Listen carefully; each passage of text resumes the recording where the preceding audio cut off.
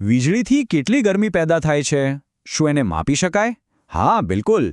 આજે આપણે એક પ્રયોગ કરીને જ એ શોધીશું કે વીજળીથી થતું કામ એટલે કે ઇલેક્ટ્રિકલ વર્ક અને એનાથી પેદા થતી ગરમી એટલે કે હીટ વચ્ચે શું સંબંધ છે? આ સંબંધને એક ખાસ નંબરથી ઓળખવામાં આવે છે, જેને કહેવાય છે મિકેનિકલ ઇક્વિવેલન્ટ ઓફ હીટ, અથવા ટૂંકમાં કહીએ તો જે.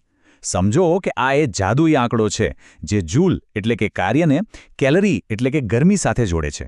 ફિઝિક્સનો આ એકદમ પાયાનો કન્સેપ્ટ છે. તો આપણે આ કેવી રીતે કરવાના છીએ? જુઓ, પહેલાં આપણે સમજીશું કે આપણો મુખ્ય સવાલ શું છે, પછી જોઈશું કે કયા સાધનોની જરૂર પડશે, પછી આખો પ્રયોગ કરીશું, થોડી ગણતરી કરીશું અને છેલ્લે જોઈશું કે આપણને શું પરિણામ મળ્યું. તો ચાલો શરૂઆત કરીએ આપણા સૌથી પહેલા અને સૌથી અગત્યના સવાલથી. થર્મોડાયનેમિક્સનો પહેલો નિયમ શું કહે છે કે એનર્જી ક્યાંય જતી નથી, બસ એનું રૂપ બદલાય છે. આપણા કિસ્સામાં વિદ્યુત કાર્યનું ગરમીમાં રૂપાંતર થાય છે અને આપણો ગોલ એ છે કે આ રૂપાંતર કેટલું ચોક્કસ છે એ માપવું. તો બસ આપણો આખો પ્રયોગ આ એક જ સવાલનો જવાબ શોધવા માટે છે. ચોક્કસ પ્રમાણમાં ગરમી પેદા કરવા માટે કેટલું વિદ્યુત કાર્ય કરવું પડે છે. આનો જવાબ જ આપણને જેની કિંમત આપશે.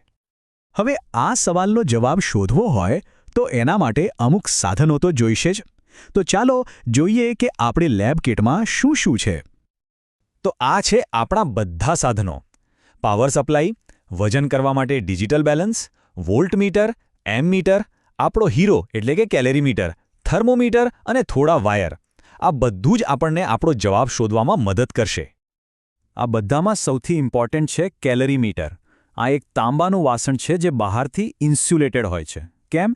જેથી આપણે જે પણ ગરમી પેદા કરીએ એ બહાર ન જતી રહે. સમજો કે આ આપણા પ્રયોગનું એક નાનકડું બ્રહ્માંડ છે જ્યાં બધી ક્રિયા થશે. અને આ વોલ્ટમીટર અને એમીટર છે ને, એ સમજો કે આપણી આંખો છે.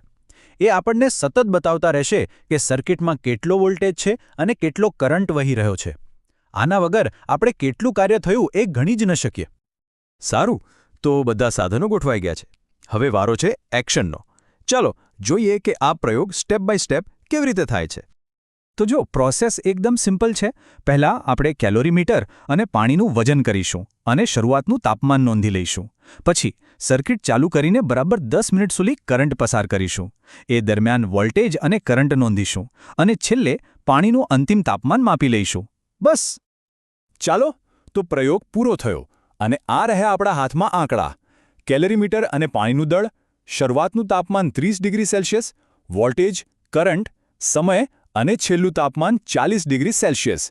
હવે આ જ નંબર્સ આપણને જવાબ સુધી પહોંચાડશે. તો હવે લેબનું કામ પૂરું, કેલ્ક્યુલેટરનું કામ શરૂ. ચાલો આ આંકડાઓનો ઉપયોગ કરીને શોધીએ મિકેનિકલ ઇક્વિવેલન્ટ ઓફ હીટ એટલે કે જેનું મૂલ્ય. આપણા આખા મિશનનો હીરો છે આ ફોર્મ્યુલા.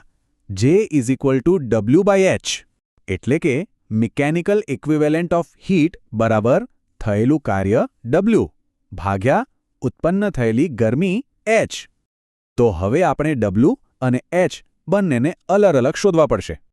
પહેલાં શોધીએ W એટલે કે વર્ક. વિદ્યુત કાર્ય શોધવાનો ફોર્મ્યુલા એકદમ સરળ છે. વોલ્ટેજ ગુણ્યા કરંટ ગુણ્યા સમય. આનાથી આપણને ખબર પડશે કે આપણે સિસ્ટમમાં કુલ કેટલી એનર્જી જૂલ્સમાં આપી. હવે વારો છે H એટલે કે હીટનો. પણ અહીં એક નાનકડો ટ્વિસ્ટ છે. આપણે જે પણ ગરમી આપી એ ફક્ત પાણીએ નથી લીધી. કેલેરીમીટર પોતે પણ તો ગરમ થયું છે ને. એટલે આપણે પાણી અને કેલેરીમીટર બંને શોષેલી ગરમીનો સરવાળો કરવો પડશે. તો જુઓ, આપણે અહીં બધી કિંમતો મૂકી. કાર્ય W મળ્યું 2400 જૂલ અને પાણી તથા કેલરીમીટરે શોષેલી કુલ ગરમી H મળી 560.2 કેલરી. સરસ. હવે આપણી પાસે W અને H બંને છે. અને હવે ધ ફાઇનલ સ્ટેપ. આપણે કુલ કાર્યને કુલ ગરમી વડે ભાગીશું એટલે કે 2400 ભાગ્યા 560.2 અને આનાથી આપણને મળશે જેની પ્રાયોગિક કિંમત. તો આપણા આ આખા પ્રયોગ અને આટલી બધી ગણતરીનું ફાઇનલ રિઝલ્ટ શું આવ્યું?